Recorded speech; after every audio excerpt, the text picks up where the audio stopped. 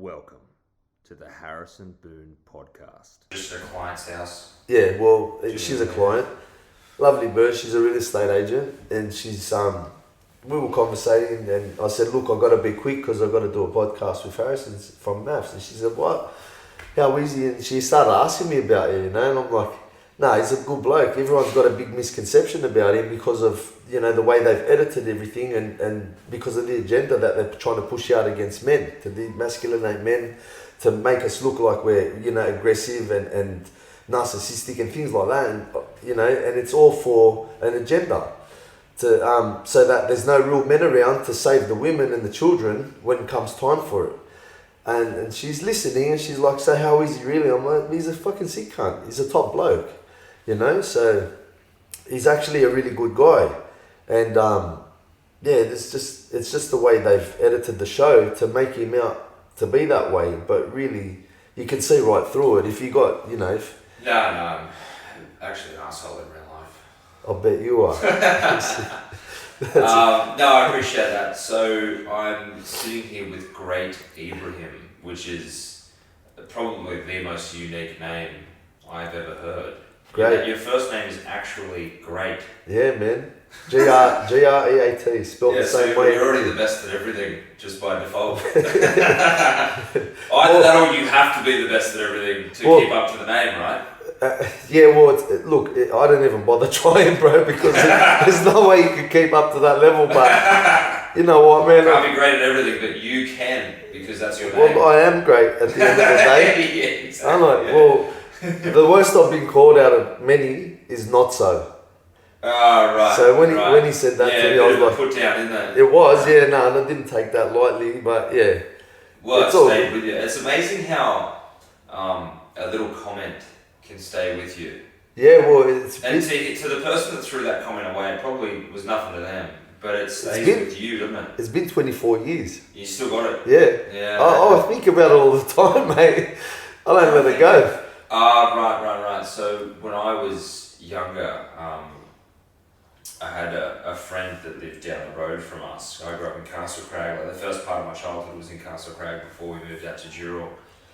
And I had this friend that I used to catch the bus with. We went to different schools. We were quite close, the two of us. And his dad said to me one day, I think we were trying to watch a movie or something, and I wanted to watch a certain movie or whatever, and it was his house and his television. He wanted to watch what he wanted to watch, and I said, "Well, why don't we just watch what I want to watch?" Like, You're a funny I was person. just a smart ass, right? And he turned to me and he goes, "Harrison, you have too much to say," and it's been like probably the same amount of time you've held on to that comment. I've held on to that, and now I just don't give any fucks. Yeah.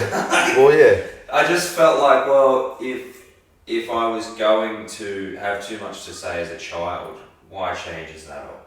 No, well, that's your And nature now I at the get end paid of the day. to say things. So How good's that? yeah. So you made it Yeah. a profession. Yeah, so you turned lemons into lemonade, mate. So you know who you are if you're listening to the X on your face. Yeah, well, that's it. Yeah. So mate, tell me. Obviously, for anyone listening, we're going to go into quite a dark place tonight, where we're going to address the effect that domestic violence has on men, and also how children are disaffected by those relationships. So whenever you're ready, tell us your story. Alright, so there's a bit of, a bit of this, a bit of that. So what I mean by that is it's a bit of the ex-wife, and then it trickles down to the ex-girlfriend after the breakup of the marriage, And right? you're in a new relationship now. New relationship at the moment. She's the best girl I could ever ask for, more than what I would ever wish for. And yeah, it's been a hard road, man. It's been a hard road, to get to here at this point now, and still struggle, and we're still on struggle street. Not me and the missus, me and the boys, because now I have full custody of the boys, full-time care of my two young ones, 5 and 6. Which is very rare that a male will get full custody of children. Yeah, it's Very rare. Well, I'm lucky because we didn't go through court for that. She just couldn't handle him anymore, and so she's just dumped him on the footpath, drove off, and left me with him. Heartbreaking. Yeah, it is heartbreaking. She actually said to them that, you're too naughty for me. I'll come back when you're 10. They have no idea of how long that is. So they were just expecting a week or 2 or 3 or whatever, and then she was going to come back. But these abandonment issues they have now, coupled with their autism, their ADHD, ODD, what would have happened to those 2 boys if you weren't in a position to take them? Well, the message that my sister got on her phone was, if you don't take the boys, I'm taking them to the police station. So they would have wound up in the government system. Yeah, but I think that was just a threat. She was just, I guess crying out for help, but in the wrong way. Right. She was going the wrong way about it. If she told me, look, my boys have issues, I need help, can you co-parent? Mate, fine. But this is where the dilemma is, right? Before that, I didn't see them for 10 months. Why? Because the weekend that they were with me, I ended up in hospital, and I said to her, you need to come and get your boys. She was obviously out for the weekend with her new partner, and she didn't answer her phone for hours. And then she's like, oh, you always fuck me up and blah. Excuse the language. You always stuff me up and whatnot. So to punish me, she didn't let me see my kids for 10 months. And then all of a sudden, she comes and dumps them on the footpath, drives off. I wasn't even home. Lucky my sister's boyfriend was home at the time, who I was staying with, because I was staying with my sister at the time. So a complete lack of care for her own children. Yeah, well, I guess she just went about it in the wrong way. She cares about it. I won't say she doesn't care about him, because it's not true. She does love him and care about him, but she's gone about things in the wrong way, and then labelled me a shit father, a rat, a dog, a scum, all the names under the sun. I'm used to that from her, when all she had to do was say, can you help me? And I'd gladly take him. I used to take him every weekend. Every weekend. I'd have no life. I'd go to work all week. So where did they keeping them from you for 10 months start? Because how did that arise? Because I told her to get him early that weekend because I was in hospital. So it's one of the major issues in the breakup between father and mother with children. One of the major issues is the woman then uses the children as leverage against the man. Too much. For finances, for time off from the children, for all sorts of things. And it's kind of like the unspoken thing amongst single dads is just how much they get leveraged using the children. Too much. From the mothers. Yeah. Well, that's not the first time. Before that it was 1 month, 2 months, here and there, 3 months, and that was the longest. Similar things have happened. Not to that extreme, but I've had my ex contact me and say, hey, can you have August, our son, for the weekend, these dates, because I have something on. And I will always go out of my way to make time for my son. Yeah. Right? Unless you're in hospital. And it's amazing when it suits Sophie, he's at my front door that weekend, right? But when it's her turn to do the driving because of our court arrangements, all of a sudden there's an excuse. Yeah. Well, I can't do it for this reason, right? Yeah. Well. So it's just really sad that the children get used as pawns when the relationship breaks down, and they're oftentimes used as leverage against the father to get something out of the father that the woman wants. Definitely, and I've got messages in my phone begging and pleading. You're not hurting me, you're hurting the children. You said to her. Yeah, that I've said to my ex-wife. I said, mate, you're hurting the kids. You're hurting the children by doing this. Right? Yeah, they need their father in their life. They want to know that both parents love them. They need to know that both parents love them, care about them, and that they're safe with both their parents, know? And they were safe with me. Children want to see their parents get along. Even if they're not together, they still want to see them get along. 100%. Right? They used to say that to me, and they're only really young. Children, yeah. They're really young, and they understood that. But look, the system's made in such a way where it's given women so much power that they abuse it. That's what I feel, because you can't put it down to anything else. If they didn't give them that amount of leverage above the fathers, they wouldn't be doing what they're doing to the men. Know what I mean? I have a friend. That's what I feel. I have a friend who I intend to get on the podcast at a later date to talk about his. He's got quite a similar story with apprehended violence orders and the police, and he actually had his AVO overturned Okay. Yeah, it's very rare to get an AVO overturned. I had my AVO against the kids overturned. Yes, which is you why I know. wanted to talk to you about today. But he had his AVO against him. So the person who needed protection was his ex-wife. Yeah. And it's his story to tell. But I'll just give you the gist is that he had his AVO against his ex-wife overturned for lack of evidence. There's no evidence that she was ever in danger of him. And the only reason she did it was to try and keep him from his kids. And now it's always like they live in the same town now, and it's always like, oh, can you have the kids? Can you have the kids? And it's like, well, now it suits you that I'm around and that there's no AVO anymore. Now it suits you that you can just drop the kids off to me like I'm some babysitter. Even though I'm their father, I'm some babysitter for the children whenever you need. When it suits you. But before, or like it was this big deal that you were afraid, and you know what I mean. You were playing this whole game Victim. with this game with the police in order to try and keep the children away from me. And now that we've worked our issues out, now it's all of a sudden I'm the best, easiest free babysitter in the world. And that's another issue, and that's exactly what happens. But the other issue is, Harrison, the police just take it on themselves, even if there's no evidence, no anything, to just off the bat give the AVO to the man. That the woman's the victim automatically. In the most domestic violence or domestic abuse or even just domestic dispute cases, the woman is the victim to male behaviour. And like, as men, we need to change that.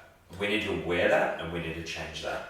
All right, well, it comes down to getting along, all right, and pushing buttons. Because if you can't understand each other, then you should work on yourselves. You should seek therapy and things like that, maybe counselling, those kind of things. I totally agree with what you're saying. It's true. Men are a different build. We're a different. Our genes are different. Our makeup's different. So our reactions are going to be different. So in certain situations, we're built to protect why differently? Exactly. Thanks for giving me the word. But yeah, we are actually wired differently. But the way society has been conditioned to think, and it's been the blueprint for society now is different to what it used to be. Whereas the woman had a role, the man had a role. And it worked. About traditional gender roles. Traditional gender roles and traditional female roles. And I'm not saying that women aren't capable of doing anything or anything along those lines. But when something works, don't try to fix it, because this is where all the issues are stemming from. The third wave of feminism really tried to reinvent the wheel. Yeah, pretty much. Unfortunately, they ended up with, effeminizing men and hyper-masculating females, and it just doesn't. That the trying to go too far against biological norms has actually failed time and time again. Well, they just won't get it through their heads. Yeah, well, that's then they keep trying and it keeps getting worse. I would be curious to hear your opinion on, or to see if you share my opinion on, women that make false rape allegations and women that abuse the DVO system should be charged. Because I feel like if you're going to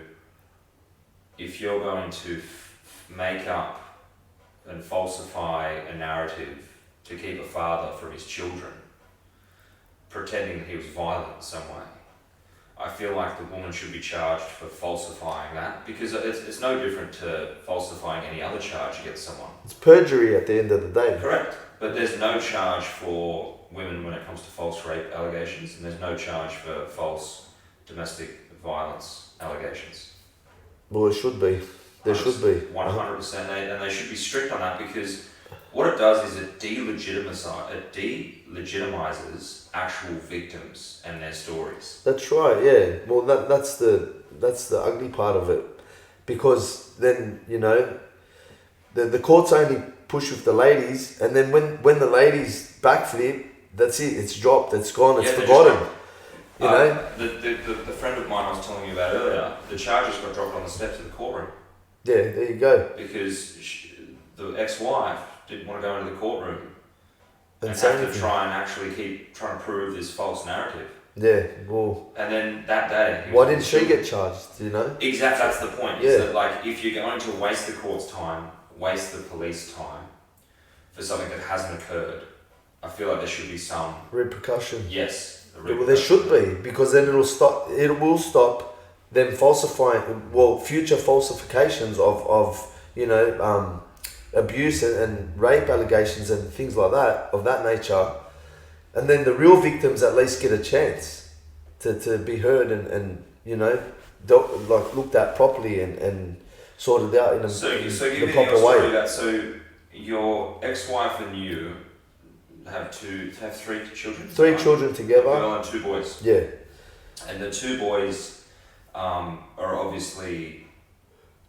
they require a lot more attention than normal kids. Yeah, so... I apologise if I've worded that in... I apologise if I've worded that normal insensitively. What's normal these days? That's not what I meant. I meant that they require more attention than the standard amount of attention that needs that a child would normally have. That's fine. I'm no not offense taken. This well at all. No offense taken. I'm trying to lead you into explaining. I totally get what you meant by it, and there's no offense taken at all, Harrison. The thing with my boys is they've been red flagged for autism and ADHD over 2 years ago. Unfortunately, the system and when you're doing it tough, you got to wait on the public system, and it takes forever. She tried doing that, but then it didn't work for her, and then it got to the point where she just couldn't handle him anymore. She just palmed him off to me. Now, I've done what she couldn't do in the last 3 months, what she couldn't do in 3 years. I've done it.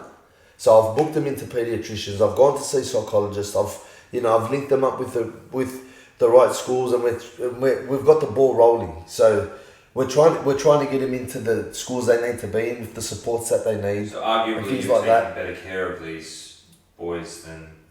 She did her best, man. She did her best, but I think just it's go good to congratulate single fathers. Yeah, well, I go hard. I don't stop, and we become homeless. We became homeless because I had to stop working, and I couldn't afford to pay rent anywhere. And Centrelink wouldn't give me money because she wouldn't admit they were in my care. She wanted more payments from Centrelink. You know what I mean? So that's why we become homeless. Did you prove that they were in your care? I tried my best. The school wouldn't give me letters because they were saying, "Oh, how do we know where they go when they leave the school? All we see is you picking them up and dropping them off, or dropping them off." Proof that and because I had my own doctor, they were seeing their doctor. So my doctor had just started seeing him. He said the same thing. He said, "I don't know where they go when they leave here, so I can't write a letter for you."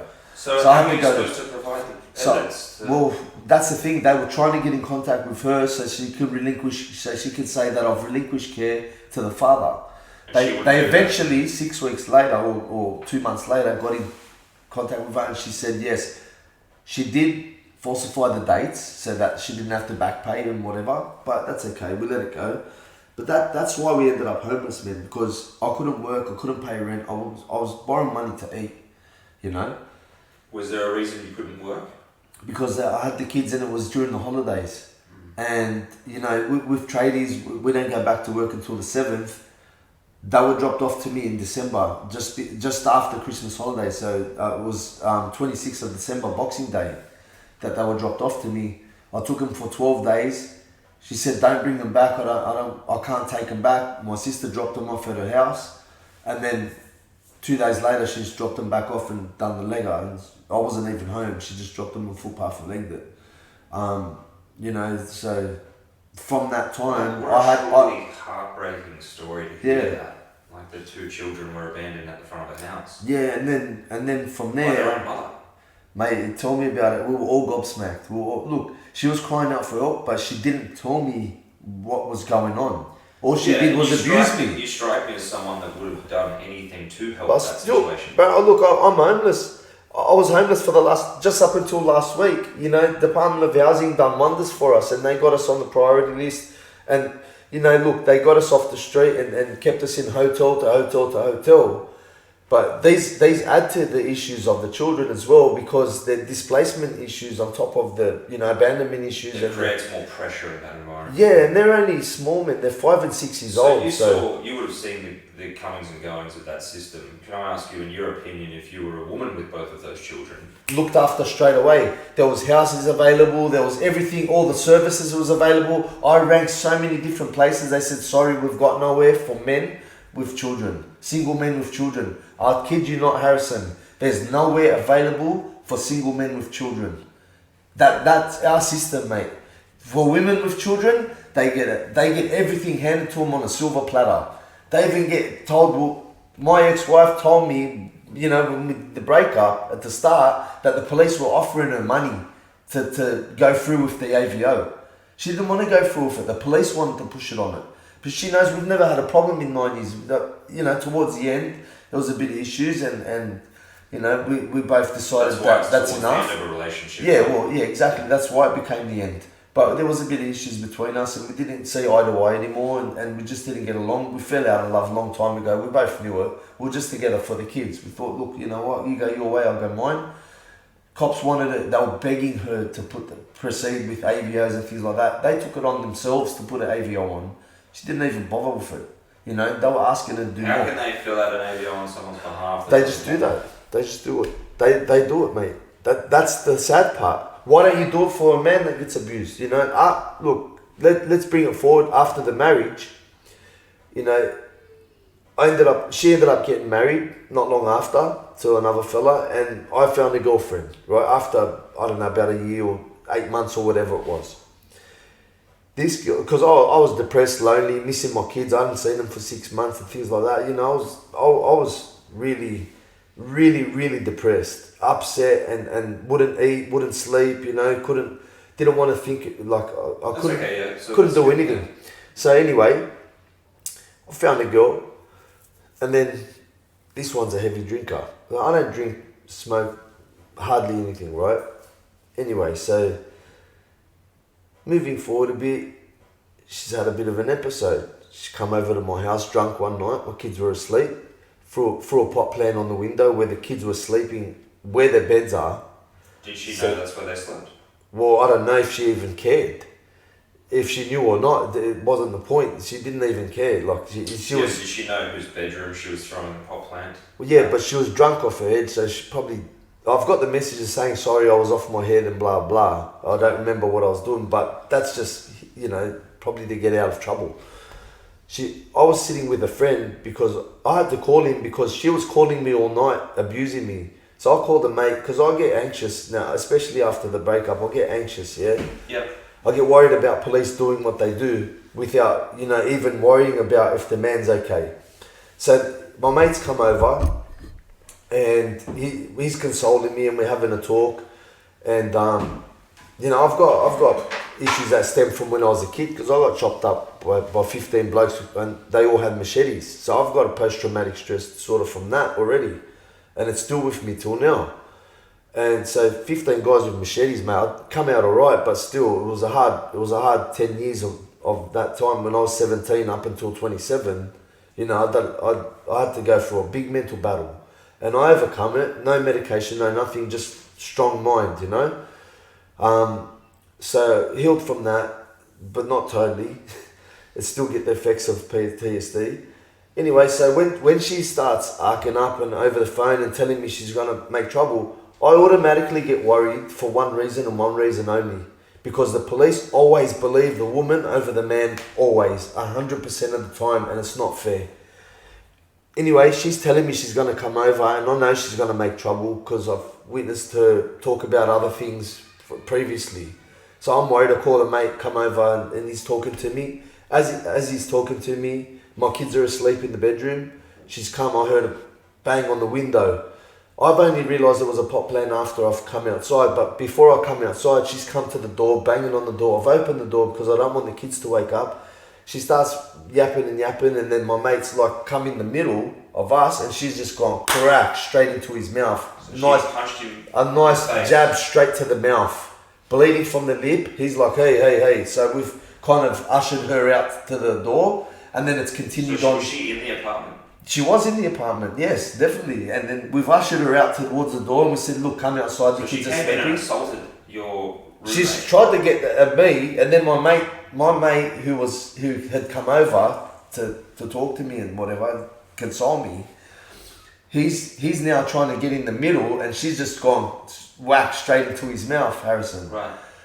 Beauty, mate, straight into the lip. He's bleeding lip, he's like, and now we've both ushered her out the door. It's continued on through the driveway. She's gone to her car. Then that's when I seen the pot plant on the window. That's when I realised that's what she threw. The noise was. Yeah, right. that's what she had thrown, because I seen it hanging off the bars of the window, right? Yep. So she's gone to her car, grabbed 2 bricks. She's come at me she had and bricks in the car. she had many bricks in the car. And she doesn't sound like a bricklayer to me. No, she's not a brick. So she's Mate. intended to use them. I've got it on video. I've recorded her holding the bricks, saying, "I'm gonna smash your windows." What was her reason for doing this? What was the motivation? Accusing me of cheating on her, and she's traumatized because she was with her partner for 10 years that was cheating on her every day. And she used to tell me that. So when she gets drunk, she starts thinking up crazy thoughts, and So she was accusing me. Got trust issues, insecurity, and 100%. projecting that onto you. 100%. And willing to get violent, damage property. 1,000,000%. This I've is actually yeah. experienced this for myself. Yeah. Mate, and I'm telling you, I've got it on video recorded. I called the police, they came and did nothing about it. My mate got assaulted, they did nothing about that. She's gone and thrown those 2 bricks into my ute window. Boof, boof. You can clearly see it on the video, you can hear it clear as day. And she drove off. You recorded it, and what was the next step? Did you call the police? We called the police, they came. Me, I didn't want to give a statement. I just don't like dealing with police. It gives me a lot of anxiety. My mate spoke to them, and I don't know, nothing come of it.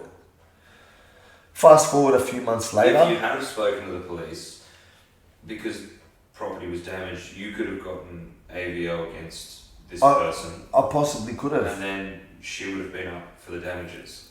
I possibly could have, but look, I grew up on the hard side of town, bro. No word of a lie. I don't That's like. fine if you didn't want to go down that alley. I don't like calling Down police that for road, anything. yeah. You know, I thought, look, she's a drunken idiot. Let her be. Okay. You know, I'll get rid of her eventually. She wouldn't What about leave the it. car windows? How were you going to She replace paid for those? it the next day, so got it fixed. And I've got it in a text message admitting to breaking them, and I'll pay for it. Then, fast forward a few months later. It just seems so unnecessary. So, same thing kept happening over and over again. She'd abuse me, bash me in my house. And I'm not going to hit a woman. So I've let her take out her frustrations or whatever, because I can cop hits, you know. I'll just block them and laugh. I used to have a laugh with it, like, yeah, boot off, like, yeah. It was entertainment for me to a degree. But it did cause me anxiety. So you were trying to... you were trying to not let that behaviour get to you. Exactly, because of my PTSD, I learned how to put myself in a bubble, right, and block myself from things that are gonna make me anxious and upset or whatever. I guess it was just a natural thing for me. It developed over a period of time. I developed that. Like a calloused mind. Basically, yes, you Trauma. could exactly, and you know, it does stem from when I was chopped up with the machetes and stuff like that, because I used to think everyone, after that happened, I used to think everyone was trying to kill me. So I used to shut myself off in a bubble and say, yeah, it was pretty hard, man. Pretty hard. 17 years old, no mum and dad, you know, because dad and mum split up and dad took off, and then mum ended up getting remarried, she took off, and then, you know, it was, look, tough life, but anyway. Do you think your parents breaking up and your dad leaving, do you think that's one of the reasons why you're so dedicated to your children? Possibly. Not wanting to be like that? Possibly, but you know what? I don't think about that, and I don't say that that's the reason, but that's just me naturally. I love my kids dearly, and I'll do anything for them anyway, Harrison. Same. You know, I don't know if it's I don't know if it's a subconscious thing and it does stem from there. I can't say yes or no, but all I can say for sure is that I love them to death, and I'll do anything for them at any given moment. Out of all the things I've fucked up in life, the one thing I haven't fucked up is being a dad, and I just refuse to make that mistake. Good on you, man. And you know what? Good on you. Hats off Yeah, to you you, too. man. You too. Good on you, champion. Because you know what? Even with housing and docs and everyone that I've gone to help for, they've congratulated me and said, mate, a lot of dads would have just given up by now. But The you, system's hard. yeah, That system's very hard to navigate, especially as a single dad. yeah, You've man. done very well. It was hard. It was hard, man. It was so hard. But they seen how much I cared about him and I'll fight for him, you know. Mm. So they helped me with it.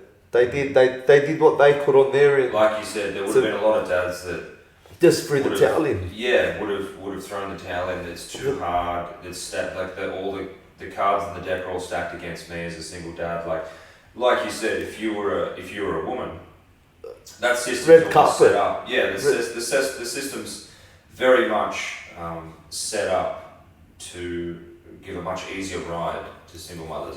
I saw it with, so for example, I rang my family lawyer when I split up with the mother of my child. I rang my family lawyer and I said, look, this is our agreement, and then my ex isn't sticking to any of these agreements. Like, basically, this is the amount of money I pay, this is the amount of driving I'm doing, this is the amount of driving she's willing to do. By court order or No, so this was our original agreement, right? Yeah. So something we agreed to over email. yeah. And I said, look, every weekend it's her turn. It's not being adhered to. It's a pretty simple agreement. And I wrote the agreement in her favour in hopes she would stick to this basic agreement. And my lawyer said, mate, you have to go to court. Get a court But order. don't hope for anything better than what you've agreed to already. He goes, it's tough out there for blokes. And that was a family lawyer of 30 years. They know. That's what he said to me.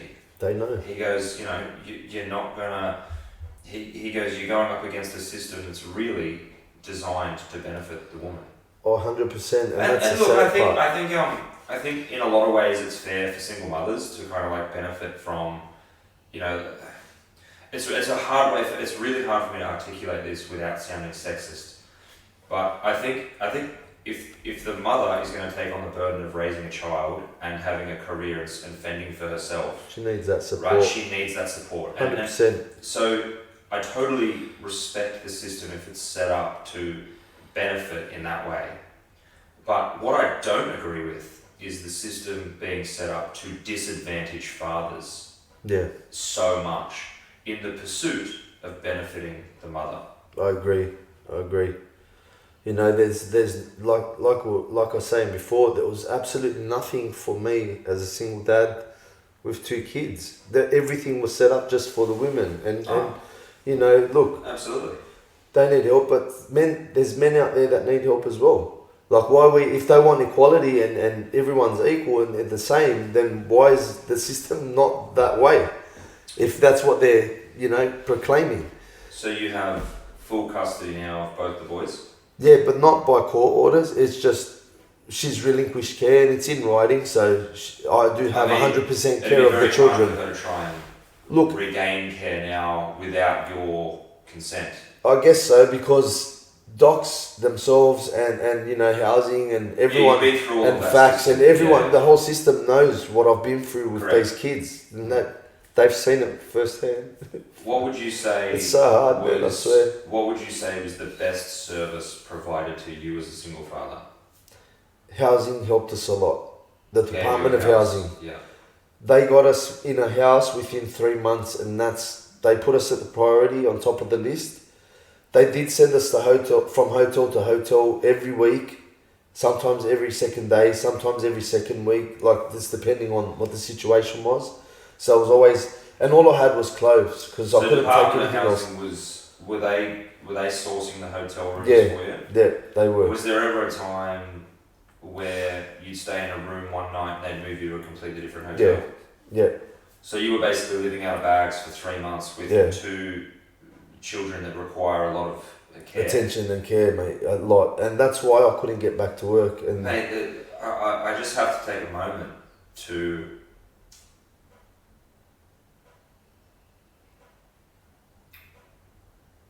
appreciate the gravity of what I'm hearing.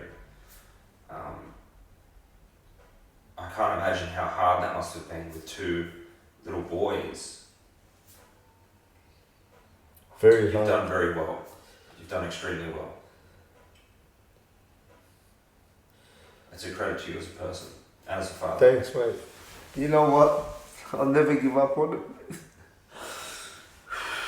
As hard as it is, I never gave up on it, mate. I swear I never gave up on it, but I never will. You know, they got these major issues, Harrison. They've got major issues, man. And I just pull through somehow. I just keep going. I say tomorrow's another day. I do what I can. I try to talk to them and explain things to them, but they got issues, you know. And I'm not trained in these fields. I'm not, you know. Parents, they learn as they go to begin with, and you know, when you got kids that are troubled, it's even harder. It makes life harder, and then you got all these other things to deal with as well, like trying to find a school that will accept them because they're getting suspended every week, you know, and then trying to save up to buy a car because all I had was a ute that, you know, on a single parent pension. That was hard. And then trying to get them, you know, the right therapy that they need. You got to wait months on end before you even get a diagnosis to start getting funding to be able to help them, because everything else that's public, it's a big waiting list. So like, it was just, you know, I thought there was no light at the end of the tunnel at one point. What advice would you give to someone in your position at the start of this journey? You got to be strong. You have to stay strong, mate, and just keep that faith, you know, and say that there's gonna be, it'll be all right. You're gonna get there. But even if you don't see any light at the end of the tunnel, or you see no hope, or you see it going nowhere, it's a slow, really slow process, but it will get there as long as you take the right steps to get there. Like, you're not going to get to a certain place if you don't follow that road, you know, and if you don't take the steps to get to that place, you're not going to get there at all. And even though you might feel lost, or you know that there's no light there, slowly it'll come. But you got to take the right steps. You got to make the right decisions. You got to just hold on and be strong, and you'll get there eventually. Then that's what happened with us, you know. So taking the right steps and talking to the right people, it's all touch and feel as you go. You know, you don't know who to start with, and then you go to one department and they'll tell you got to do this first, and then that department tells you no, you got to go back to this place and you got to sort this out first. And it's like, I had so much different things to sort out that I thought there was no hope at all. But then slowly everything come together. You just start working it out. You know, you got to stay strong. You got to stay focused, and you got to have a lot of patience, mate. A lot of patience. You know, and just say, you know what, it's gonna get there. It'll be all right, and have that faith. You know, and stay strong. And that's where we're at now. Like, we're at the point where, you know, we're getting a pediatrician's appointment soon, so they're going to get the diagnosis they need for you know, to get the help that they need and to get into the schools they need to be in and all that stuff. So it's a slow process, but it will get there. You know, you just got to take the right steps and stay positive. You can't lose hope and you can't lose faith, and mate, it happens. You know, just it'll come. Yeah. Has there been any more drama with the violent ex?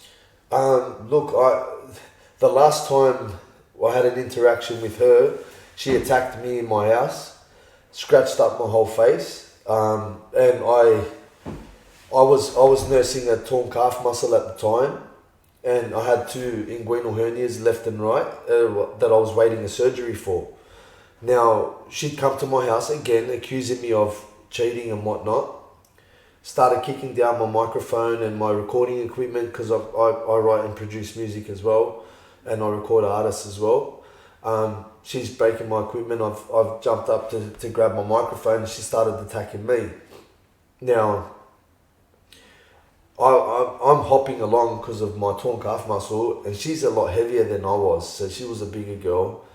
And, you know, I don't look at people for their, you know, bodies or whatever. She had a nice personality when she wasn't drunk. But when she'd drink, she'd change for some unforeseen, unknown reason, right? So anyway, I've grabbed her by the arms and I'm pulling her out of the house, and she's trying to get away, and I'm grabbing her by the shirt and trying to drag her out of my house, keep me from getting attacked. So Anyway, she assaulted you first. Yeah, you were trying to escort her off the property. 100%. Okay. And so as I've done It's just an that, important distinction to make for. I finally got her out of my house after a bit of a struggle. And I told her I'm calling the police, and she said I'm gonna call them as well, and I'm gonna tell them you bashed me and blah blah. So I she said, yeah, whatever. you with turning the tables on you. 100%. And then I didn't care because I had nothing to worry about. Right. I called the police. I'm waiting. I guess maybe because I'm a man complaining about a woman, they took so long to come to my house. Was there ever an instance where she called them on you? No, never, not once. I've called them on her. I've got 17 event numbers, Harrison. 17 event numbers with nothing eventuated from those numbers. What do you think would have happened if she called them on you? Like, say the roles were reversed. Well, this is what happened, right? Happened? Later on that night, her friend called an ambulance for her because she was having anxiety and panic attacks, and her friend's a nurse. And then when the ambulance came, she said, she had a fight with her boyfriend. They automatically called the police, and then she conjured up some story because she knew that I was going to charge her, right? So I know her. I know how she is. She used to tell me stories about how conniving she is, about how she'd make up things, and her and her cousin will get together and make fake accounts on Facebook and Instagram and stalk people and kill people's lives, you know? She used to tell me those things, so I know exactly how her mind works. Her mum's a psychologist and a solicitor, and her mum used to train her in what to say and how to act if she ever gets caught by police or things like that. So a real conniving girl we're talking about. We're not talking about just your average chick. She's a really conniving woman. All right? So she's her cousin, who's just as conniving, and her friend, who's also just as conniving, because you don't click with those kind of people if you're not like that, right? Yeah, well, exactly. So they've come up with a story over a bottle of vodka. Cops can't believe her story. Didn't even get a chance to give my story because they didn't even come to my house. Okay. Right? So they didn't even come to my house. They take a statement from you? No, they didn't even come to my house. So a few days later, I'm pulled over and they said, "Oh, great, Ibrahim, you're under arrest." Boom, straight in the lockup. Now I went from the police cells to straight to jail because no one knew where I was, and they wouldn't let me access my phone to give a phone call to my family members so that I could say, you know, I'm locked up, someone come and get me out. I got granted bail, but there was no one to come and bail me out because I couldn't reach anyone. I couldn't access my phone. I didn't know the phone numbers off by heart. So I'm in jail for 10 days while I've got a torn calf muscle and hernias, and I'm on blood thinners as well. So they had to prove that I was on blood thinners and give me the shots and that for my... Oh, sorry, because I had a blood clot where the torn calf muscle was, so I was on blood thinners as well. So now I can hardly walk, and I'm sitting in jail, and I get surrounded by... Did they tell you what the charge was? Grievous bodily harm and assault because of the bruise on her arm. But she's made up a story that I've put her head between my legs and bashed her in the head 10 times. Not a scratch on her face, not a lump on her head. I've got a torn calf muscle and 2 inguinal hernias in my groin. I can't even squeeze my legs. I could hardly walk, let alone put a heavy girl between my legs and start bashing her. I couldn't do it. I had to conjure up every bit of energy I had to get her out of that door. And I was just like, dancing around for her to come and get me towards the door so she could get closer to the door. So she was assaulting you. She's told the police you assaulted her, and now you're sitting in jail for an assault you didn't commit. For me being assaulted. That's insane. Yeah, well, that's the system. Go inside. I'm asking the boys, what are you in for? AVO. When I asked you earlier how you think it would have gone if the roles were reversed and you were a woman, you've just answered that question perfectly. There you go. And they don't even care if it's a lie. The copper would have known she was lying, or she would have had an idea. State of you. Yeah, or even known that she was drunk while she was making that statement, which is not allowed to begin with. If you're intoxicated, how can you be making a statement? The copper defended that when we pointed out that in court. Did the police not at any point question why the statement was being made so long after the fact as well? Well, they don't care. Completely different. They don't care, Harrison. Address, They don't care. What about my phone call? Why didn't the police come to my house?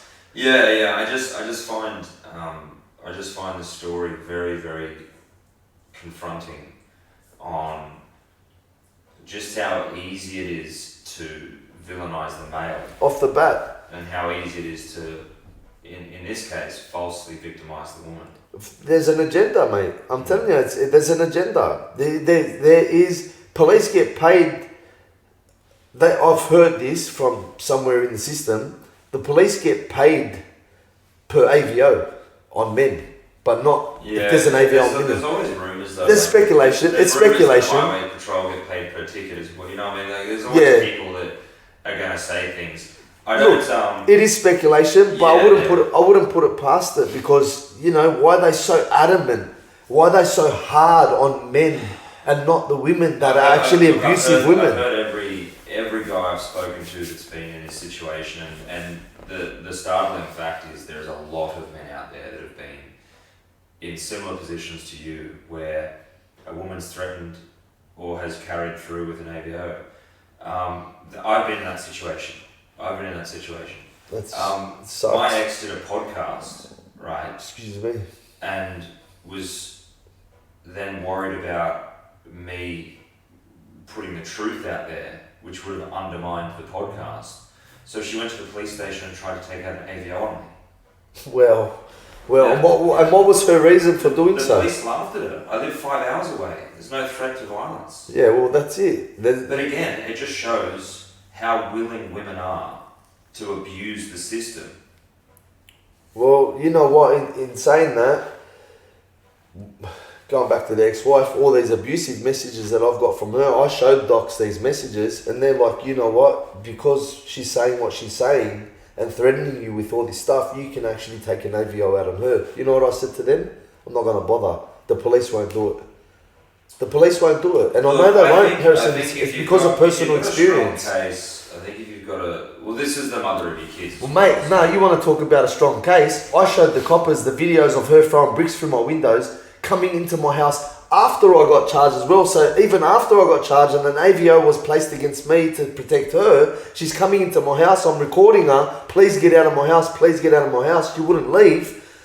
That didn't even suffice for an AVO. So what would text messages suffice? There was no way they would suffice. It's such a double standard. Mate, I showed them video footage. If that was you at her house doing that, brother, I'd be locked up in a sec. Yeah. They locked me up on her word. Yeah. Imagine she showed videos. Exactly. I'd be doing time in jail right now. Yeah. You know what I mean? Right. So it's not right, mate. I'm actually I'm still on home detention right now as we speak.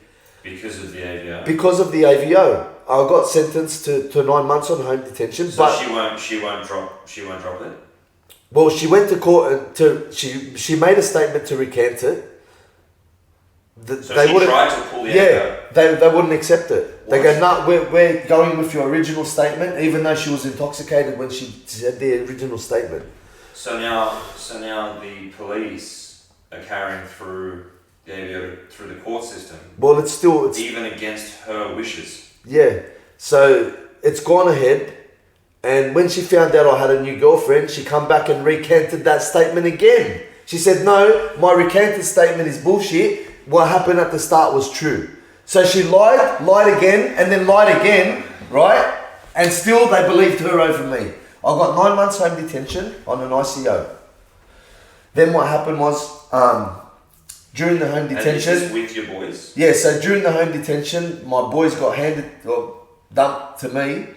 And then home detention, the officers, my case manager at home detention, took the anklet off my leg because she seen how hard it was for me when we become homeless. So she wrote to the board and said, or whoever she wrote to the courts, and she asked them to have that removed off my leg. So I got off early, per se, because of that. So I'm going for an appeal for these charges soon. So I'm gonna fight the charges, Harrison. I'm not having that on my record when I know I'm innocent of that. I've done time. I've done home detention, for 6 months out of 9, and then they took the thing off my leg a couple of months ago. So I've got 1 month I would have had 1 month to go in June. I would have got off, but I don't even. Just question. Can you take in the shower with you? Do you Yeah, you can. Yeah. Alright, just a side. This is totally like left field, but I took my son to the aquarium last weekend, and while I was there was a guy with an ankle bracelet on, and I was like, "Why are you at the aquarium? Shouldn't you be at home?" Like, I don't know how they work, but I don't know why struck me as odd. I don't know why they let him go to the aquarium, because with me, my situation was I could only go to important things like go to housing, go to Centrelink, sort yourself out, try to get yourself housed and things like that, of that nature. I wasn't allowed to go parties. I wasn't allowed to go. I could go to work before the boys come to me. I was able to go to work and go home, but I wasn't allowed to go anywhere else. No family barbecues, no weddings, no funerals, no nothing, right? But when the boys come to me, they gave me a bit more leeway, where you just go and then call us and let us know where you're going. All right, I'm dropping off the boys at school at this time, and I'll be back at this time. And it was pretty hard, and I think I did their heads in with the amount of times I had to change schedule because of all the different appointments I was having for the boys, and then things would get cancelled, things would be pushed forward. So they took the onus on to ask the courts to remove it from me as a favour to themselves and to me, I guess. The reason it was even on there was because of this bullshit wrongfully accused, and they ran with it. Statement over a bottle of vodka. All right, how about this? This is gonna blow you away, right? All right, so this will blow you away, Harrison. Before we walked into that courtroom, the copper goes to me, if you agree to the charge, I'll drop the charges to common assault. Now, let me ask you something. If facts are facts and they're actual facts, how can you change them? Well, why would you want to plead guilty to an assault you didn't commit? Because the copper was worried that I'd get off with after saying my side of the story, and that the fact that she lied, then lied again, right? So I guess she was giving me a kind of a trying to make a deal. Yeah, and you know what I said to her? I said, "There's no way I'm not guilty of anything you're saying. So I'm not taking no common assault, no nothing." As you shouldn't have. So I ran through with it. The judge loved her. He even said it out of his own mouth. I love the way she conducted herself, this and that. Look, her mum's a solicitor. She's probably got connects in the courtrooms. I don't know. I'm just throwing it out there, but I don't know. They all know each other. Not surprise me one bit. Yeah, they all know each other, man. They all know each other, right? So, favour for a favour, I'll give you this, you give me that, and then blah, blah, blah. Who knows? They're probably in bed with each other. I've seen firsthand how having friends at the top can benefit you in a situation. There you go. So even if you're in the wrong. So I'm a single dad, got nothing. I only had a cheap solicitor at the time. Look, I won't say he's cheap. He done me a good deal, and he's a good solicitor, very good solicitor. He had no time to prepare, and the judge didn't want to hear it anyway. The judge didn't want a bar of it. He just want to hear her side of the story. Why wouldn't he? He didn't even want to see her recanted statement, because I had to fight for that to be presented, even in the courtroom. They were trying to brush it under the table the whole time I was going to court. Every time I went to court. Well, her side would have, yeah. Yeah, they did. And I'm saying to the judge, well, what about his statement? No, it doesn't. Well, if she's truthful, okay, how can she say a statement, then recant the statement, and then go back to the other statement? Either or, she's lying in one of them. She's either lying in the first one, and the second one's truthful, or she's lied in the second one and the first one's truthful. Either way, you're a liar. Either way, you're capable of lying. I stuck with my guns from start to finish. I didn't change my story. I didn't change a thing, because I knew I was in the right, but they didn't seem to think so for some unforeseen reason. Again, the underlying, the elephant in the room there is the fact that there is a huge bias towards believing a female, even when they recant their statement. It's 100%. And they it's shocking to me that a woman can make a statement, then say that statement's false, and then saying the statement was false is false, and that has absolutely no bearing on the judicial system, and they want to keep pushing the original narrative. Like if the person making the statement has taken the statement back and then taken that back again, at the very least, it shows a pattern of trying to discredit themselves. Well, they're basically proving themselves to be a liar. Correct. You know what blows me away? She even had factual things in the recanted statement. Like, I already had a neck injury because when she was in my house and she was drunk, she was walking backwards, she fell over a pair of shoes and she hit her head on the wall, right? And she bent her neck a bit. She said that she's got a sore neck. That's why, I think that's why a friend called the ambulance for her, because she had a sore neck. 3 weeks before that, she was in hospital because of a neck injury, right? So, and she stapled that paperwork to the recanted statement. She said, I already had a neck injury. It wasn't from grape.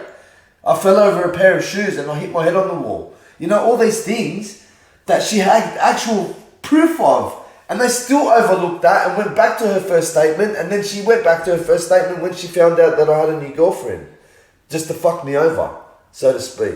You know, because she's really conniving. And she was threatening my friends. She was calling up my wives, sending my nudes to my mates' wives. Yeah. You know, and send nudes, that's the bottom line there, brother. No, well, you know, when you're with someone, it's, you know, you don't think ahead. Look, you know what, Harrison? I wouldn't do that to anyone. I would never, I don't have the heart to do that, and I'm not conniving in that way. It's pretty rough to partake in revenge porn on your ex. Like, well, look what else she's throwing bricks through the windows. It's pretty rough to share that, you know, yeah, like private. It is, you know, and it's sad. Yeah. Like, I would never think to do that to anyone, no matter what they've done to me. I've got nudes of her. I've deleted them all. You know, I've had nudes of her. I've deleted anything I've ever That's it. Yeah. Because if we did that, if we sent a nude out from a woman, we'd be in jail. We would be. Yeah. We would be charged. I see your point. Yeah, it would definitely be looked at through a different lens. But 1,000,000%, a full total bias lens towards, you know, women against men, men against women. But you know what else blew me away was she threatened my friends. She threatened my new girlfriend. Found out her address, God knows how, and her phone number, and sent her a message saying, "I know where you live. I'm gonna fucking kill you," and whatever. Wow. It took police, mind you, before that I got about 16 event numbers. This number 17 done it for me. They went and put an AVO on her, finally. Why? Because my mate's wife and my girlfriend at the time went to the police, you know, worried and scared for themselves and for me, saying this girl needs to be charged. The police officer even heard her, because I was at a friend's house one night. We were having a party. We got a bit tipsy, whatever. I'll only drink on a rare occasion. So if I'm, you know, if there's a special occasion, I'll have a drink. We got a bit tipsy that night. My friend suggested, my friend and his wife suggested that we stay there for the night because, you know, it wasn't safe to drive and whatnot. So we did. They had a spare room. We went to sleep. Wake up to the phone ringing. It was my girlfriend at the time. It was her phone ringing. It was my ex-girlfriend. She said, "I know who you are, I know where you live, blah, blah." She's threatening her. The girl started freaking out. She's panicking. She's never had trouble in her life. Pretty girl, you know. Anyways, we've gone downstairs to have breakfast and that, and then my mate's wife comes downstairs and she's going, "What's going on?" Because she can hear us, you know, carrying on about something. She's saying, "Oh, I'm scared. I'm telling her, "Don't worry, calm down." My mate's missus comes in and says, "Look, you know, what's going on?" And then she starts ringing. Then my mate's wife answers the phone. She starts threatening my mate's wife. Then my mate's wife calls the coppers. Lo and behold, they're around the corner. 2 minutes, they were at the house. They've come in the house while my ex was ringing. They've answered the phone and they go, "Oh, if you keep calling, we're going to come and charge you." You know what she did that day? She rang the police and goes, "That great bashing you last week. They've come and arrested me again while I was on bail for the first time." You're joking. No, I'm not, Harrison. That got thrown out in court in a minute when it come time for the hearing. You had to go to court for that? Bro, I got charged for assault again. You're joking. Again. I'll tell you what for. She's grabbed my phone one day, right, off my table and ran off with it. She's ran out of my driveway, and at the end of my driveway there's a grate in the between the driveway and the footpath. Her foot got caught in the grate and she's fallen and cracked her knee. she's blamed me for that. Now, if you've hurt yourself, right? So anyway, when it come time for court for that one, I was already on bail for the first alleged assault, right? Before I got home detention. That got thrown out of court straight away. The judge seen right through that one. But it was a different courtroom, different judge, different courthouse, different judge. He seen right through it. He seen the bullshit. Because she in her own statement, she said one statement, he did it. And then in another statement to police again, she said, no, I did it to myself. My foot got caught in the drain and I fell. And then she tried to come through with it again. Another lie. And this judge seen right through it. But unfortunately, the first lie got through. So they put me on home detention. That's the one I'm on appeal for now, because I'm still not guilty of it and I know it, but the system is the system. They don't want to admit that they're wrong, because then they have to. Surely one case would. Well, this is the thing, right? By the time I got to court, Harrison, I didn't even know, because of my friend's statement and my girlfriend at the time's statement, they did go and put an AVO on her to protect me. But come to my court case, I didn't even know about it. Neither did my solicitor until after I got sentenced. Now that may have swayed the judge's opinion a little bit on her, right? But no one knew nothing about it. I didn't even know there was an AVO protecting me against that crazy person. You know, I didn't know that. Now I say that she's crazy because of her actions. Yeah, I'm gonna say that from what you've described, definitely meets the criteria. So, I mean, it's just a lot to take in what you told me, because it just sounds like probably the most dysfunctional, abusive relationship I've ever heard. Yeah, and I had to deal with it because after the first charge, you know, I've consoled my father, who I respect his way of thinking a lot. You know, he's very tactical, my dad. Now, even though he wasn't there for us as kids, he's there for us now, and I understand he's got his own traumas and childhood traumas and all that. Everyone does, man. He's an orphan from Lebanon days back in the 40s, where his parents got blown up in front of him. So I understand he's got issues as well in his own way. And I still love him dearly. He's still dad to me. Anyway, I respect his... Beirut is definitely on my travel to do this. Brother, beautiful. Oh, you won't regret it. You'll be going back. The coastline of Lebanon looks amazing. It's gorgeous, man. I've been there twice in my life and I can't wait to go back. I want to take my fiancée there, when we can. I'd have to Google the place, but there's these, they look like limestone cliffs, and you can... Jump off. Pigeon's Grotto. It's called the Pigeon's Grotto. Yeah, it's some amazing places. Al Corniche. Lebanon sounds amazing. What is it? Is it Tripoli? Is that in Lebanon? Tripoli is one of the cities there, and then Beirut's the main city. That's the capital, and I just like to go to these places and just be an explorer for a day. Just walk around and. Beautiful, you won't regret it. You won't regret it, Harrison. It's definitely on my list. It's gorgeous, man. It's gorgeous.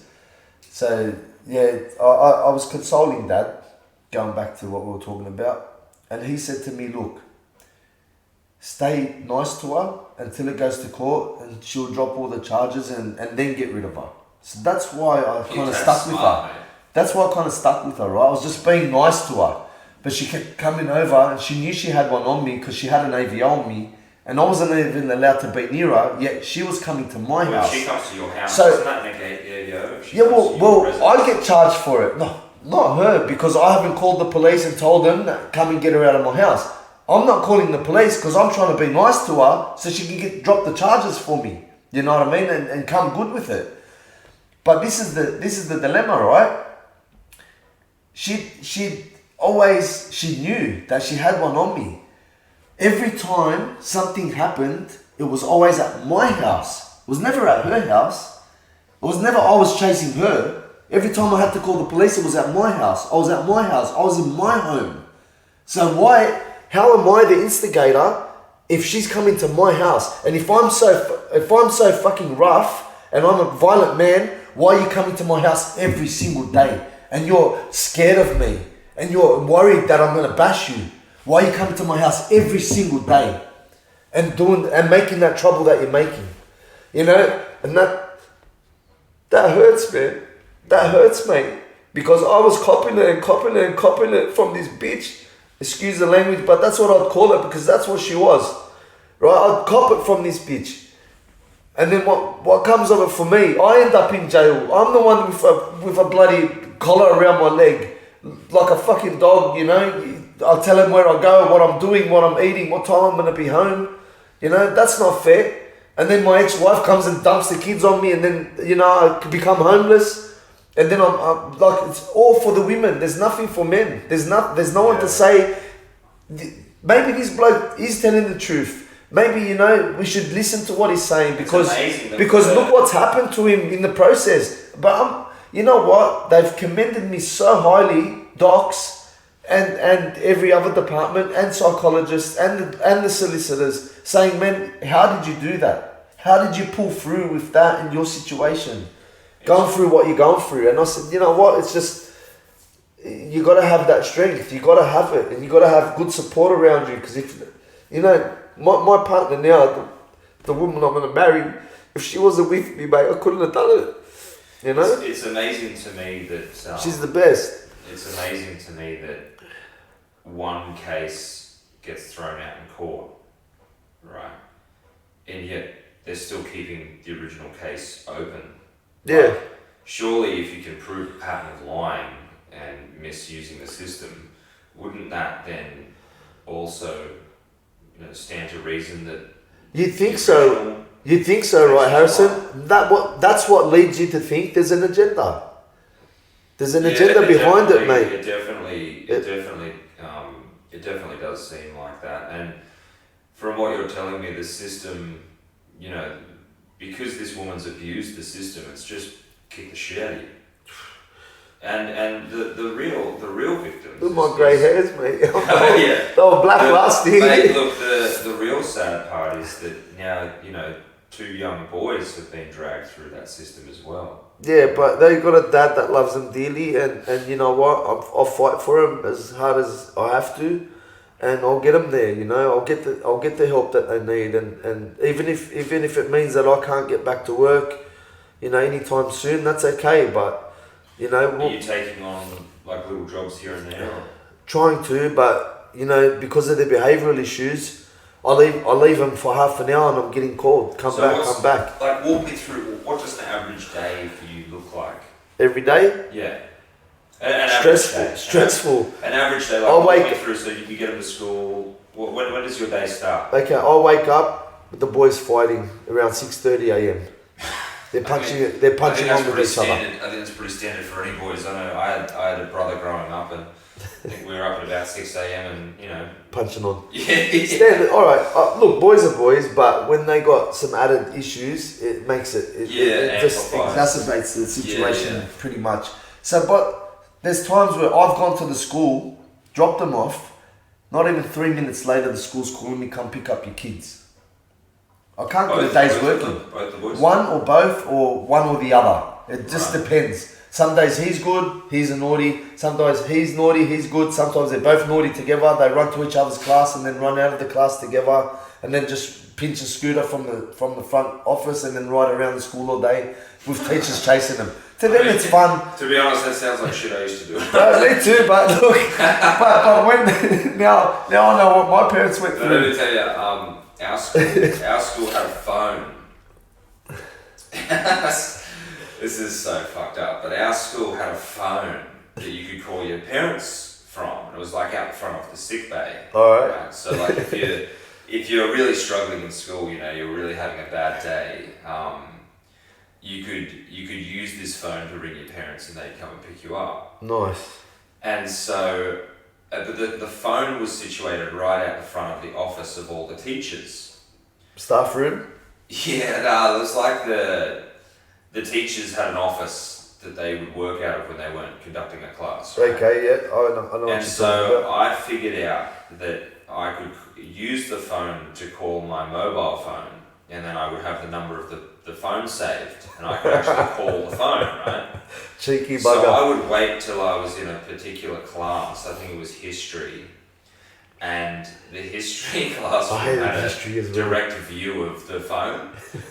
So what I would do is I would get on my phone and I would ring the phone. Yeah. Until one of the teachers would come out to answer it, and then right as they picked it up, I'd hang up.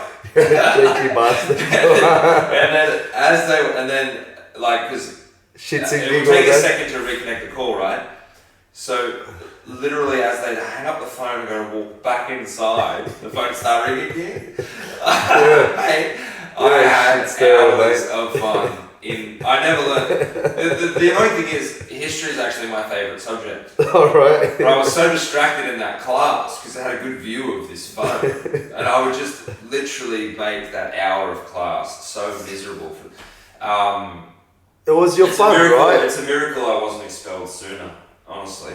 Yeah, me too. I got kicked out in year 10. They gave me an ultimatum. They said, Exactly. either leave when you finish or come back and repeat next year. And I said, there's no way I'm repeating. My ultimatum was basically you can. The school was, in hindsight, the school was very fair, much fairer than they should have been. They said, like, we don't want to kick you out of year 10 because then you'll get nothing. Yeah. No. So finish year 10 and then. Well, they basically said, look, you're leaving. You can't come to the formal or anything. Like you're basically expelled. But we'll let you finish. Yeah. We're letting you finish the classes. Get your certificate. And then you get your high school certificate. Then you can get into an apprenticeship at least, right? And go on and do that, which I did. So, in hindsight, it was beneficial. Of course, mate. From their end, for me. But looking back now, I just completely wasted a bunch of my parents' money on a good school and my time. You know, I could have spent less time being that young fuckwit and applied myself, and I could have achieved anything. But did you? I fucked around. Maybe there was underlying issues that they now label certain things, but you didn't know about. You know. Well, like I was diagnosed quite late with attention deficit disorder and all that. I reckon I've had that my whole life, but I've never had the diagnosis. I think the majority of school kids probably don't want to sit in the fucking classroom and open a textbook to learn, right? And that was just me. But when I went in an apprenticeship, you're all eyes and ears. I walked through my apprenticeship. I got signed off early. Yeah. And then I've been running a successful business as a This is the subcontractor thing. ever since. This is what I put it down to. You were that switched on from a young age that you knew what they indoctrinate us with at school is all a load of bullshit anyway. Well, I just felt like I could have got the same education from the school system. Same level of education. Same level of education from the school system. Because of your attention span. Yeah, but the thing is, okay, so I'll give you an example, right? There was nothing wrong with my intelligence. So I only remember the hardest question from this test, but my year 10 science teacher bet me that I couldn't get 100% on a test, and I think he wanted to see. Gene, yeah. He was, but I think in hindsight he was actually one of the only teachers that ever saw potential in me. So does my science teacher. Beyond the bad. Why is it science teachers? Yeah. Yeah. And he said to me, he goes, I bet you can't get 100% on a test. And I was like, oh yeah, I'll show you, right? So I went and studied the textbook for the first time ever, the science textbook. And I remember the last question. ODD. No one got this right in the class. And the last question was, what does DNA stand for? And I can still remember it. It's deoxyribonucleic acid. That's the DNA in our bodies, right? DNA is a lot easier. I still remember it to this day. Deoxyribonucleic acid, yeah. I still remember it to this day because I fucking applied myself. That's right? it. To this one fucking test. Now you imagine what I could have achieved if I applied myself the way I applied myself to that test through life. Yeah, well, you would have achieved great things. Well, you've got your trades now. What would you have done if you continued on through school? I feel like. What do you think you would have done instead, Harrison? I feel like people's journeys in life are very personal, and where people go and how they land You know, and your purpose, and you find a purpose as well. But like, it just didn't interest me. What interested me was getting shredded and banging girls, and so I went and became a stripper. And Mate, awesome. I've applied myself in areas that I wanted to apply myself in, Yeah. and I've achieved everything I've ever wanted to achieve. Well, you've lived your best life. But they, you know, like some people might look at that and go, oh, well, you know, you should have 6 houses and be driving a Bentley. Well, that wasn't for me. Yeah. What was for me was what I wanted to do. Getting shredded and banging chicks, Yeah. which is, you know, what a lot of guys want when they're younger, I guess. A lot of blokes. But what would you have done if you didn't become a trade? If you didn't leave school early, what do you think you would have went for later on after finishing year 12 and university? I really wanted to sell houses. I really wanted to be a real estate agent. And so I went and worked Hustler. Quite young. I worked for a very successful real estate agent that's in my family. And after that, I bounced around at other real estate agencies for a little while. I worked at McGrath on the North Shore, and I worked for some high-profile real estate agencies. But mate, I fucking could not stand real estate agents, and I never wanted to become one. Fair enough. Yeah, I just never. I could understand why, but no offense to all of them, but yeah, they're like little sharks. The most unlikable group of people I've ever met. Little sharks, eh? Just trying to get in there. It's a dog eat dog, even in their own business against it. Like they're trying to all get on top of each other and get land that house that, you know, it's going to get them paid all the time, because they work on a commission base, man. Like mostly on a commission base. So it's a dog eat dog industry, basically in there. That's what you caught on to, and you didn't like it. You didn't like that kind of atmosphere or. Look, I think you're being very apologetic on my behalf. I think I was just young and cocky and thought I knew everything, and maybe I didn't get the best from people as well. You know what I mean? So there's two sides to the coin. But I think in hindsight, the journey that I've taken in life to get to where I am, I wouldn't change it because of how happy I am now, right? But you know, our stories aren't that different in part. You know, I'm not going to try and compare myself to a guy that's been through what you've been through and, you know, now looking after 2 young boys. I'm not saying that. What I am saying, though, is I see a lot of very similar behaviour across the board in your stories, in my story, and other single fathers out there. Women use children as leverage and as pawns. And also as punishment and, you know, to gain certain things. And also they use the legal system against men. Yeah, they do 100%. But I think it's the legal system's fault, because they give them that. It's like saying, you know, it's like a cocky little kid that has 10 big blokes behind him. He can slap you around and do whatever he wants, and you can't do nothing about it, because you know those blokes are going to pound you if you do. If you stand up for yourself, it's like, boom, see you later. And that's what they're giving them, that kind of push and strength. I see that. And they go for it. I see that attitude of like, you can't touch me, you can't touch me. Yeah. Because men have absolutely nothing going for them. Nothing. Not even when they're down and out. As I was about to say, I see that attitude definitely play out in society now. And my time on maths definitely highlighted societal issues. So like the purpose of the show is really to discredit real men. I think that was their agenda, but I think the purpose of the show is to show relationships in a modern context play out how they would, right? Well, in a pressure environment. But they manipulate it to the way they want people to perceive the way things should be. Absolutely. And that's what we see right through, you know? The show is always bending and twisting to overarching narratives within society at the time. So let's say if the focus for some reason in societal, you know, just the narrative in society at the time was toxic feminine, maths would reflect that. Okay. And at the moment, the focus seems to be on toxic masculinity, and so maths really focused on that this year. And I just feel like maths and society, it's a kind of a sounding board to each other, where one hand feeds the other. You know what I mean? Like the show itself is definitely playing into the hands of what's popular, because they want to maximise the viewership. Yeah, but in saying that, what I seen them doing as well was they're going with what's popular, but they're trying to control that narrative as well into putting perceptions into people's minds on the way things are and how they should be, and you know, we've seen right through it, man. And in them doing that, they gave a lot of power this year to the women, and I just refused to back down to it because they were women. Yeah. Right? Which is why I was so villainized. Oh, my missus and I had your back 100%. Look, I've never watched maths. I never watched maths until Mrs. goes to me, oh, there's a guy on there that I know. She goes, come watch it. I'm like, no. She goes, look, just come and watch it. When I seen what was going on with you, I paid attention.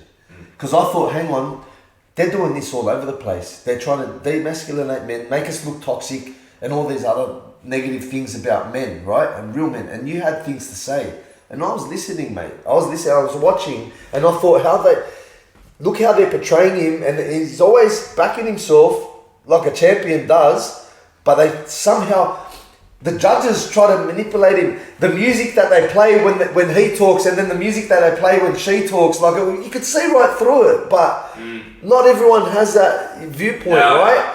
Everyone are like sheep. They're all asleep, and they just follow the food, and they go with the feed, the chicken feed that's getting thrown out. But the real ones see the real ones, mate. Real lies recognise real lies, bro. It's amazing how often I'll get stopped in the street by blokey blokes, right? You know, big stocky alpha males or whatever. It's amazing how often I'll get stopped in the street and they go, mate, I never watched that shit until you were on it. It's the first time ever I've watched it. First time ever, Harrison, and because you were on there. And I'm not just saying that to you, but that's the truth.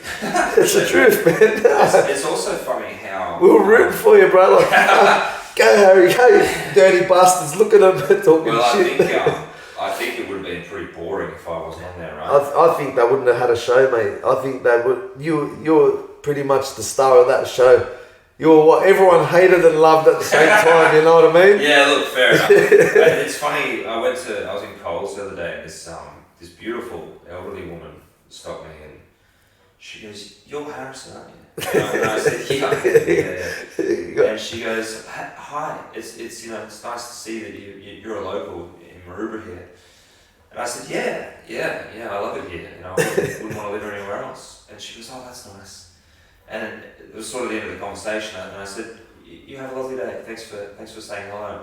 And she goes, "Oh, you're so much nicer in person." Oh my God! It was so funny because it was like I'm no different in real life than to what you were on the show. Yeah, but the audience does not get it through their thick heads. Mate, things are edited. They only showed a small section of me to portray a narrative. Well, I can't keep saying it. Were the cameras on you 24/7? Pretty much. So how can you make a 1 hour show, all right, with 24 hours worth of footage? Do you know what I'm saying? You pick and choose what you want. Pick what you want. 5 seconds here, 10 seconds here, 5 seconds there, and you know, facial expressions. I bet you that you had certain facial expressions regarding one certain thing, but they'd apply it to another thing that someone has said. I'm actually glad you brought that up. So people have said to me, "Oh, you know, I can't stand Harrison's smug smiling every time someone was, you know, relationships falling apart or whatever." And if you actually watch the show objectively, you'll see that when I'm smiling, I'm not even looking in the direction of whatever was happening. We picked it. Yeah, we picked it. Me and my missus are looking, saying, "Man, it's not even relating to this." No. I bet you they recorded that 10 minutes ago or 50 or an hour ago relating to something else, but they've applied it here. And that's why we'll get shitty. We're like getting so angry, bro. Like, what the fuck are they doing, mate? They're looking at the everything's a manipulation. Everything is manipulation now. And this generation coming up have no clue on what's going on because they're brought up into it. See, it's like a blind man being born blind. He doesn't know any better. But when you can see and then you become blind, you're spewing, you know, because you know what you're missing out on. They have no idea what they're missing out on. And you get it reversed and you can see for the first time. Your eyes are open. It's a big shock, yeah. And I feel like there's a lot of people that go through life and someone says something to them and all of a sudden their eyes are open for the very first time. And it's scary. And sometimes they throw themselves back in that safe place where they don't want to know about it. Like my sister's a big example. If I start talking to her about anything, I'll give you a little story. my younger sister and my older sister, so 1 year above me, 1 year under me, because we're all a year apart, year and a bit. So my older sister doesn't want a bar of it. The minute I start talking anything, your conspiracy theories go away. My younger sister used to be the same. When her eyes were finally opened and she listened to her friends, she come up to me a few years later crying and saying, I'm so sorry. You were right about everything. And I looked at you funny, like I thought you were just nuts. But then I'm like, well, why can't everyone see what we see when it's clear as day? But what's covered their mind? They've placed themselves in that little safe place, and that's it. They're all traumatized. I think a lot of people just don't care. I guess so. They just don't care. Like people don't. And they don't want to know about it. I had my mum on the podcast last night. We were talking about. God bless your mum, man. I've heard lovely things about her from my missus and her sister. I've heard. Say, and you know, for copying all the flack that she copped because she was defending you and rightfully so. You know, that's sad that people will attack someone's mother for you know, defending her son in a rightful way and in a sensible way as well. Where, you know, I used to read all the comments that people used to leave on the page and what your mum used to say on Facebook and that, and it's sad that people would even have a go at her. And, you know, I'm sorry that she had to go through that, Harrison, but she's a soldier. What parent wouldn't want to defend their kids? Well, my ex fucking dumped them because she couldn't. Yeah, look, I mean, I'm sure if the boys were in trouble, she'd want to defend them. And look, yeah. I'm sure too. Look, I can't say that. She does love him dearly. She needed help, but she didn't know how to call out for it. All she knew was... Have you got any advice for guys that would be going through a similar situation to what you went through in the court system? Get a really good solicitor and save up a lot of money. Yeah, because you know what? Money talks, bullshit walks. And at the end of the day, it's you and your little solicitor against the whole DPP. And they've got money to back them to the hill. And if they want something done, they get it done. They make it happen. You've got to get a really, really good advice? solicitor. Look, if you ever find yourself in a situation where something, you know, you're in a fight or an argument, start recording it. Start recording it. That's your only way out of it. It's going to be your only defense. Because word for word, they'll always take the woman over the man. 99.9% of the time, they will. If you've got it on video, the police shut their mouth and they say, you know what, we can't do nothing now because he's got it recorded. Shit, spewing. You know? Instead of saying, look, are you okay? Do you need help? Do you need services? Blah blah. Nah, it's like, oh fuck it, we can't do charges. Let's go home. You know, they probably won't even charge the woman. Like in my case, when I showed them videos, they did nothing. Recording the event is really the only way out of it. Look, if you find yourself in a in a toxic relationship to begin with, my advice is get the hell out. Because why is it toxic? You're obviously not friends, you're not getting along, you're not seeing eye to eye. And if you can't be with someone that's not your friend, that's not your best friend, then you shouldn't be together, man. Straight up. I found my soulmate. She's helped me through so much, you know? And if I wasn't for her, I wouldn't know what love is, Harrison. I wouldn't know what a real relationship should be like, you know? I guess the advice I'm looking for is like if men are... learn how to find red flags. Yeah, if men are finding themselves in a situation where it's escalating into a toxic or domestically violent pull yourself out, mate. Get yourself out before you... Don't think with your dick, think with your brain. You know, basically think with your brain, man. If you can see red flags and you can recognize red flags, then you know, pay attention. And if you don't know how to recognize red flag, go learn how to do it. Because that's so important. You know what? I've been through That's actually such great advice. I wish someone had said this on a podcast before really my last 2 or 3 relationships. Yeah. I wish I'd listened to this. Well, I've only just learned such great advice is learn what the red flags are. Yeah. Learn what they are. Yeah, man. Learn what signs to look for. Know yourself. Know your worth. And I'll say this, when it comes to women, those red flags and those signs to look for are usually very, very subtle. Yes, because they know how to keep it under covers, mate, to keep their man close, you know? But yeah, look for red flags, learn yourself and your self-worth. Know what you're worth and you know, if you deserve that type of relationship or not. Look, if you grew up in an abusive household, so that's what you're used to, and she has as well, then that's what you're going to look for. That's what you're going to be attracted to, you know, like, because, you know, we're electrical beings at the end of the day. Yeah, and you get a lot of your relationship blueprints from your parents, don't you? 100%. But if you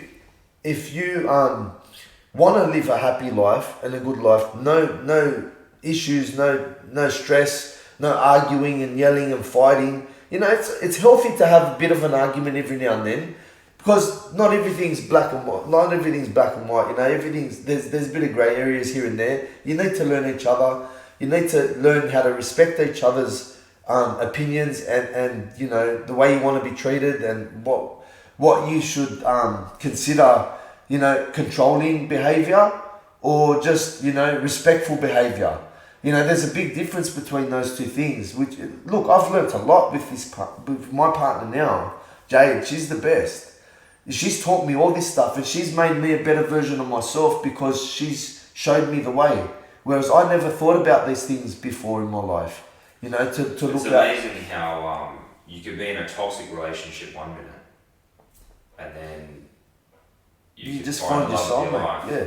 the next minute. Yeah, well, mate, look, I Mum's passed away, and she passed away just before my divorce. But you know, after all this bad stuff happened to me, I was like, Mum, just please help me find my angel.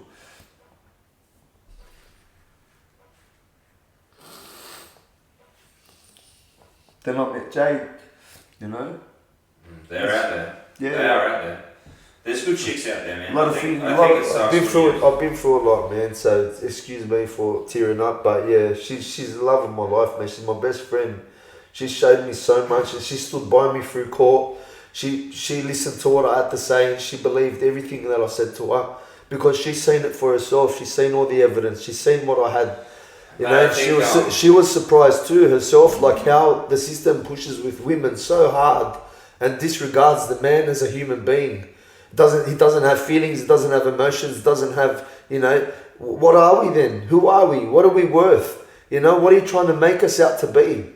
Are we nothing? Are we nobody? Are we just something that's in the way that you want to get rid of? Like, what are we to the system? And that's what you start thinking, you know, like, well, what are you doing this for? Why are we so segregated? Why are we so hated and looked at in a negative way when... Because we're men. Well, why?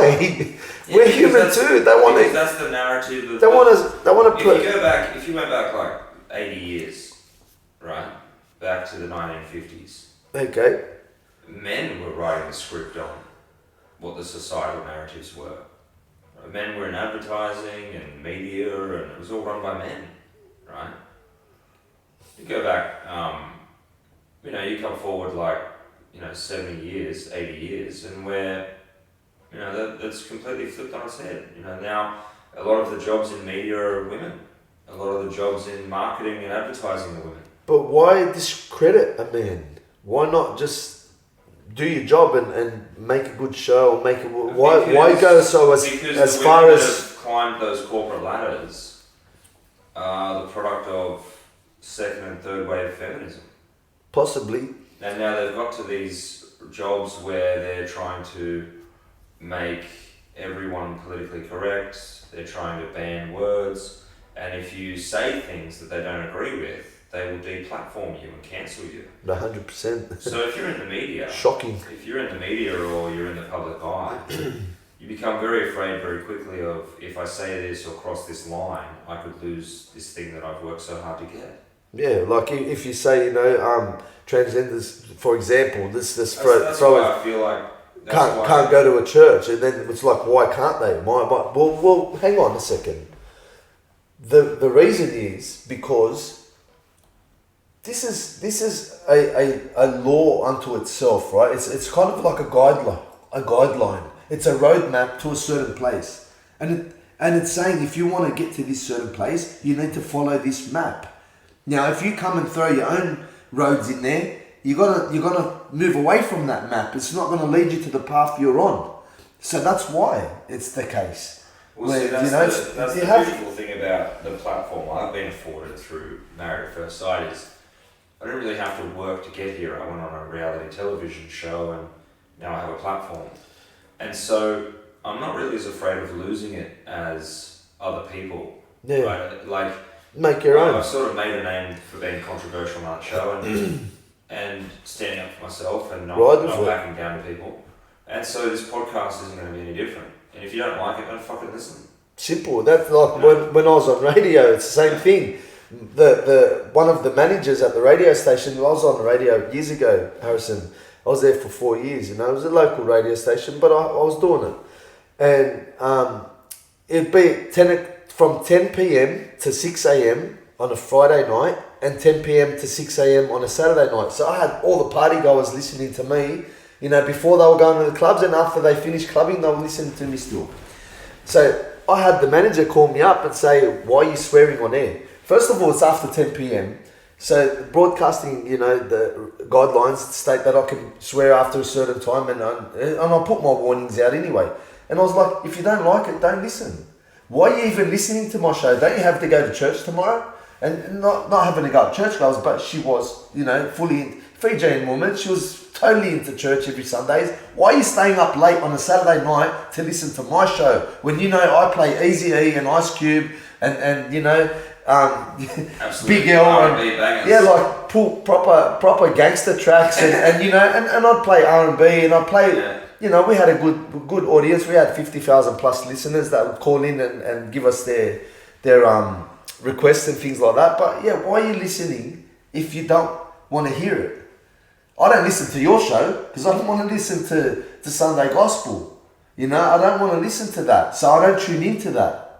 So why are you listening to my show when you know what it is? It's straight hip hop and R&B. My show is targeted proper. Your argument was basically my show is targeted towards a specific audience. That's not you. That's so right. Why would I tailor my show for you? To cater you just because you are forcing me to like what you want in life. That's very controlling. Mate, it's very controlling behaviour. It's so adamant I agree, but it's so adamant these days in society where snowflakes don't want to melt. Yeah. And they want everyone around them to pander to them. Yeah, we'll freeze around them because they're snowflakes, right? Yeah. We'll just pretend we're like you.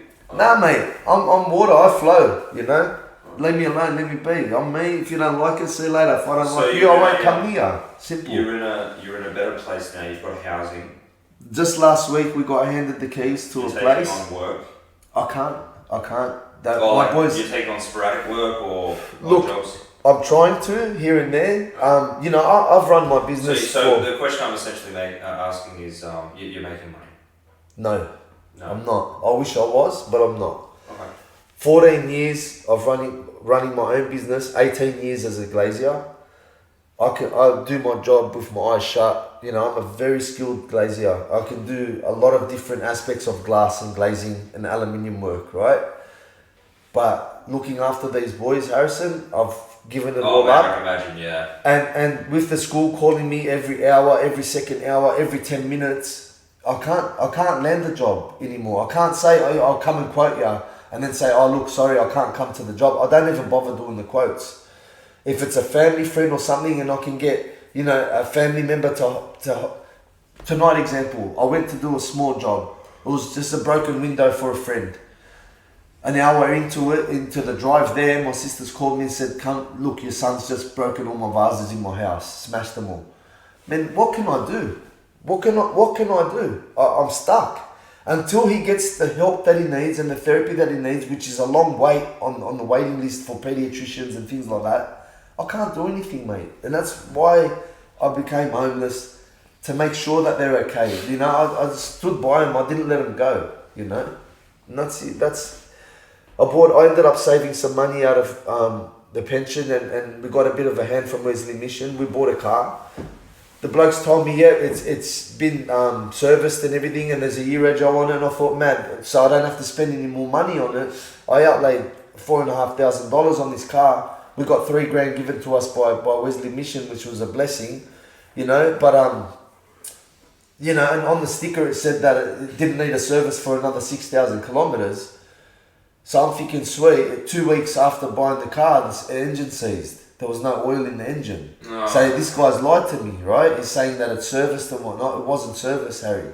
So I've had to ask friends and family to borrow a bit of money, which was a little bit here and there, and spend most of my pension last week to pay $1,700 for a new engine. We were left with $300 to last us for 2 weeks. You know, and I'm still struggling. In Sydney, that's just absurd to try and live on. Mate, and you know, and come the next pay, I've got to pay back the people that I borrowed money from as well, which is going to leave us with bugger all for the next few weeks. Okay. But in saying that, I don't like to borrow, but if I have to ask, then I will, because I've come to learn that if you don't ask for help, you don't get it. Yeah, 100%. And you're putting yourself under more pressure. That's actually such a great You know, point to anyone listening is that if you need help, ask for it. Ask for it, man. Don't be ashamed. Don't be shy. Like, I've never been on Centrelink my whole life. I've always helped family, friends, you know, people that have needed me. I've always lent them money, been there for them, given them things, bought them things. I've never asked anyone for anything. I've always been the one to give.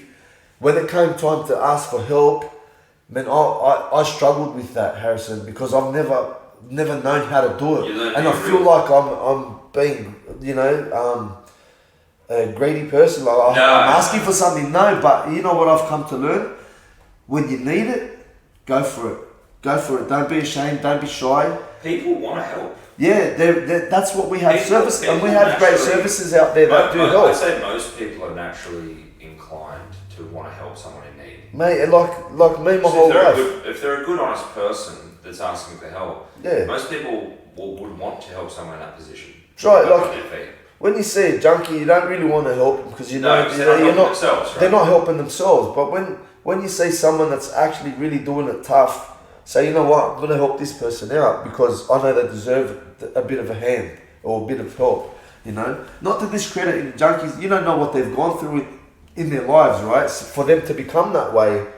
But at the end of the day, if they're just you can't really, you know, it's a rock and a hard place, that one. They've brought it onto themselves, but for God knows what reason. It's a good message, I think, to end on, and that is that if you need help, ask for it. 100%.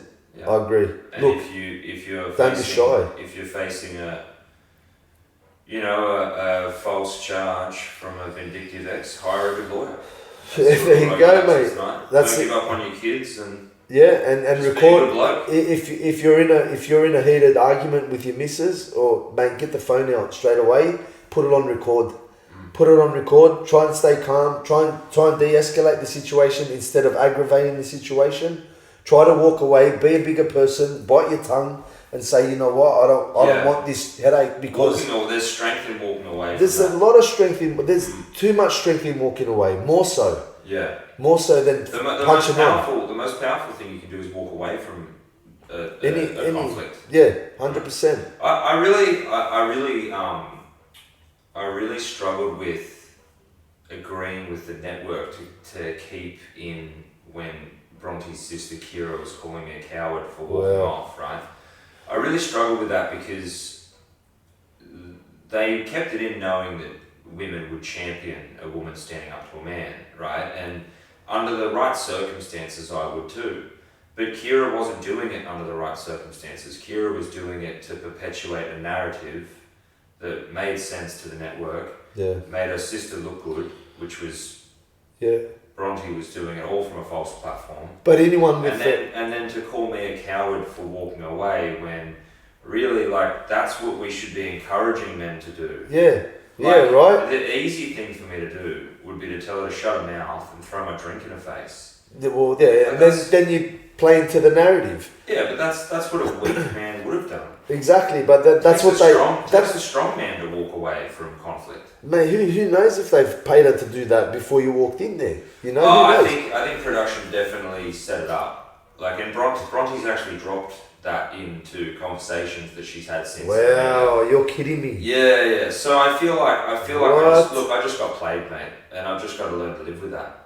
Yeah, well, look, at the end of the day, you know, hats off to you for going through what you went through. You got pummeled, man. No word of a lie, mate. We watched it happen, and for you to come out the way you have and level-headed, and you stayed level-headed throughout the whole thing, mate. I've got to hand it to you.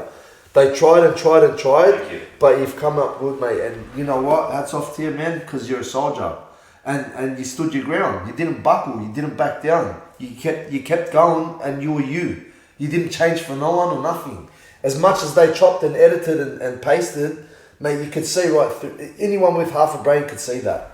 And hats off to you, man, for going through what you went through, bro. And you too, man. I just wanted to take a moment again to extend my gratitude for you sharing the story. I know it wasn't easy. No, it's okay. It's but you've gone into a very dark place tonight to shed a light on what single fathers go through and how the system and I'm still there, mate. Yeah. We're just getting on it. We just got handed a house. We're getting a bit of furniture donated from St. Vinny's. Not everything we need, but it's enough for us to survive. So, got to give it out to the Wesley Mission, St. Vinny's, Salvos, mate. They don't just take your money; they actually help people. And I'm not getting paid to say this by these guys. Like, no way in the world. Lying, there's cash falling out. Mate, look, chock a block. But no, mate, I've still got just enough to eat until next Tuesday, which is pension day. But they're really great services. They really do help people, man. So when I do get on my feet, I will donate. That's okay. Thank you for sharing. That's really all right. Appreciate you and your time, and good luck. Yeah. To you and the boys. Thanks a lot, Harrison. It was good speaking to you, man. You're a champion, bro. Keep it up. Thank you, mate. No worries, mate. Really appreciate it. Anytime, bro. Anytime.